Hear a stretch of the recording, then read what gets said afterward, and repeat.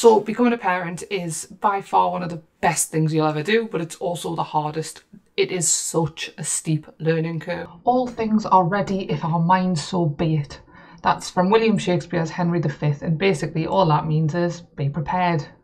A study from Martins in 2019 found that the transition to parenthood experienced by the majority of adults is one of the most dramatic and intense transitions. I think that pretty much goes without saying. However, it's also important to note that this is particularly when they do not feel prepared. Basically, the more prepared you are, the less stressed you're going to be when the big day comes. If you're currently pregnant, you will blink and baby will be here. It goes so quickly. So what I've done in this video is I've made a list of everything that you are possibly going to need that is essential before baby gets here. I'll do a separate video on all those lovely extra bits that you can have that makes life a lot easier. But for this is just the bare minimum of what you will need to get by. So what you'll need can be split into 7 categories. You're going to need stuff for baby, stuff for mum, feeding stuff, bath, health and hygiene stuff, sleep stuff, play stuff, outdoor and travel. So everything that I'm going to mention in this video, I've tried and tested myself, so I know it's decent stuff. Everything that I mention, you can find links for on Amazon in the description below, but they are affiliate links, which basically means if you click on anything and buy it, it doesn't cost you anything more, but I get a little bit of a kickback. So thank you in advance if you end up supporting the channel. Anyway, let's dive in.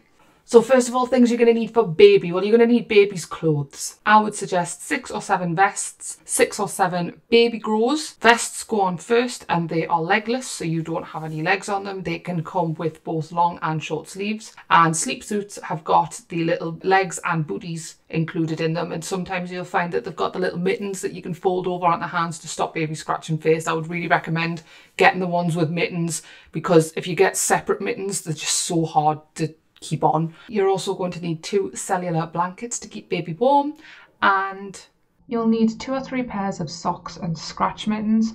Again, this depends on how many sleep suits you get. You might not necessarily have to get any socks or scratch mittens, it just depends what the sleep suit includes. And 5 muslin cloths. At least 5 muslin cloths. You'll go through loads of muslin cloths and they cost nothing, and just muslin cloths are the best thing in the world. Get muslin cloths. There's also some weather dependent clothes that you might be interested in getting for your baby. For instance, you might get a winter hat or a summer hat, and there's also a range of snowsuits which are also called pram suits that you can get for your baby. Now you can definitely play around with this. I got a really cute one that looks like a little bear, and these keep your baby lovely and toasty during the winter months. For mum, the stuff that you're going to need straight away after baby's born is lots of big knickers, because you're going to need to fit in the maternity pads that are like gigantic sanitary towels. They're pretty big, so if you're just going to wear your regular knickers, chances are everything's going to be a little bit sore down there. You want lots of room and nothing to be kind of too pressed into stuff. You're definitely going to need some big knickers, a maternity bra if you're planning on breastfeeding, some maternity pads and some breast pads, which you can get easily enough from Boots. I personally bought my knickers and bra sets from a website called Seraphine, and I still wear them now well after I finished nursing. Now there's hundreds of places where you can get maternity clothes from. Where I would personally recommend Boohoo, just because for the amount of time you're going to be wearing them, Boohoo is relatively cheap and they sell many different kinds of clothes. Now for feeding essentials. Now if you are planning on breastfeeding, you've got it pretty easy there because all you need is your breasts. But you could really do with getting some nipple cream because you can get very sore, and the Lanotion nipple cream is the one that I used, and that was really good, and you can use that while you're feeding as well, so I would recommend that. I would also recommend a nursing pillow. Now this technically isn't essential, you could just surround yourself with pillows that you already have in the house, but what I will say is there will be times when you are nursing lots, like if your baby's cluster feeding, so it's worth bearing in mind that you could be sat for very long periods of time while you're feeding your child, so you just want to make sure that you're really comfortable, so that's why I would suggest a nursing pillow. The other thing that you're probably going to need if you're wanting to express breast milk as well is a breast pump. Now in the beginning I wouldn't just go out and spend all your money on a breast pump because you don't know really how it's going to work, but what I would recommend is getting a Hacker breast pump, which is just a silicone breast pump that uses suction to just get rid of your letdown, and it gives you time to decide if you're wanting a proper breast pump as well. If you are bottle feeding, you obviously need to think about bottles and teats. Now, this is where I'd suggest you going away and doing your own research because there is so much available out there. At first, I got the Tommy Tippy Closer to Nature bottle set, which just didn't work at all for my baby. The teat was the wrong size for her and she just couldn't use them. After speaking to my midwife and doing some research online, I decided to go for the Nook orthodontic shaped teats. This is the website here, so if you are interested in the more orthodontic shaped teats, they use these with the premature babies on the wards. They're also really useful for people who are combination feeding, which was what we were doing, so I would really recommend these. Again though, it's really worth going out and doing your own research depending on what you might want and what your baby might want. And also if you're bottle feeding, you're going to need some bibs because that milk gets everywhere. The next checkbox on your essential list is bath, health and hygiene. Now, before I go any further, I must say that everybody who watches this video needs to get themselves on Amazon and needs to get this caddy. I bought this caddy. You can get a bigger one or a smaller one if you want. It's up to you. But this caddy follows you around the house. It's so much easier having everything in a caddy rather than running around trying to find a new pair of clothes when your baby's covered in poo downstairs. I'm doing a separate video on the caddy and what you need to include in it, so make sure that you're subscribed and ring the bell so that you'll get notifications when that becomes available. But seriously, get a caddy. In this caddy, what you're going to want to get is nappies, wet wipes, dry wipes, nappy bags, nappy cream, alcohol gel, portable changing mat, 2 sets of clothes and 2 muslin cloths. And this is everything that you're going to need to change your baby. You're going to go through so many nappies in the beginning as well, so make sure that you get a good few. When it comes to bath time, my most favourite time of the day, you'll need a towel with a built-in hood. This way you're going to keep your baby lovely and warm from top to bottom. You want a little flannel or a baby sponge to keep your baby lovely and clean, some cotton pads for cleaning your baby's face and for when you top and tail them, and a bath thermometer if you're unsure. So I would really recommend this for every new parent because although it might seem like common sense, you do often second guess yourself a lot in the start, and for the sake of a £5, why would you want to take the risk? You might as well just put it in there. And the one that I got, which is pictured here and in the description below, is also a handy little bath toy as well, which baby enjoys kicking and playing with.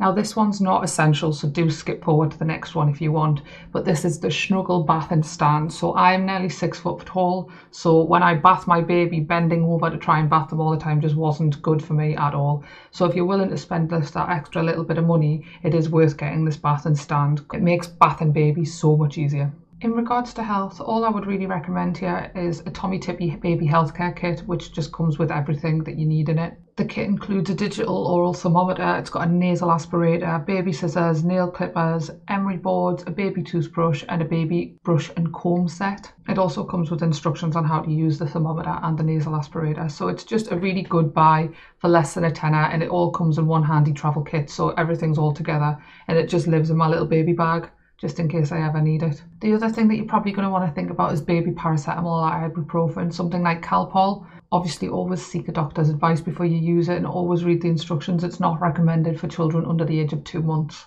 The other thing that you're going to need health-wise is just the number for your health visitor. Really, if you've got any questions regarding your newborn baby's health, just give them a ring, no matter how silly you think the question is. It's worth it in the end. I rang when my baby was 4 days old about a red rash that she was getting around her neck, and it turned out that I was just keeping the baby too hot.